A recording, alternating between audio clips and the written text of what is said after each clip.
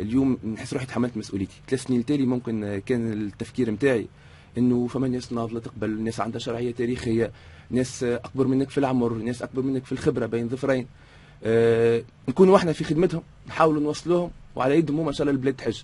اليوم فهمنا بعد 3 سنين البلاد هذه محتاجه اكثر منها الكفاءه، اكثر منها تاريخ نضالي، محتاجه اليوم الشجاعه السياسيه في مواجهه التحديات الاقتصاديه والاجتماعيه، اكثر منها محتاجه الشجاعه في مواجهه الدكتاتور تفاصيل مشي على روحه. المعركه اليوم ماهيش معركه من اجل اسقاط الدكتاتور قد ما هي معركه من اجل بناء وطن.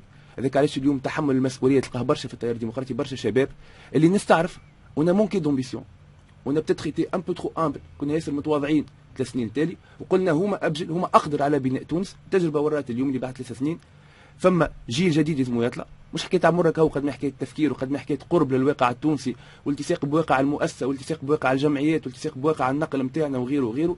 انه اليوم شباب تونس والجيل الجديد نتاع السياسيين اللي لازم يطلع في تونس اليوم قادر انه يتحمل مسؤوليه التحديات الاقتصاديه والاجتماعيه اكثر من غيره.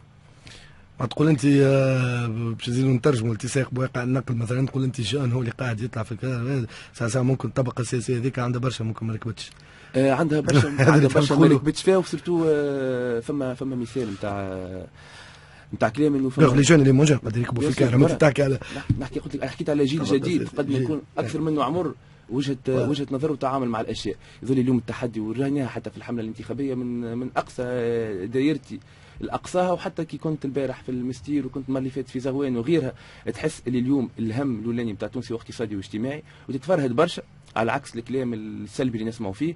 اللي تونسي اليوم يتحدى فينا ويناقش فينا في المسائل الاقتصاديه والاجتماعيه قبل غيرها، وفما المسائل الثانويه اللي وترت لنا اعصابنا ولوثت لنا الجو السياسي 3 سنين التالي تعدات المرحله الثانيه اليوم. والتيار الديمقراطي يلقى روحه في الجو هذا، جو الانجاز، جو الاقتصاد، جو الاجتماعي، جو انه برامج تتناقش مع برامج، وجو انه توانسه يحسموا بالانتخابات. هذا جو اللي روحه فيه التيار الديمقراطي، لانه ذا روح العصر نتاع تو.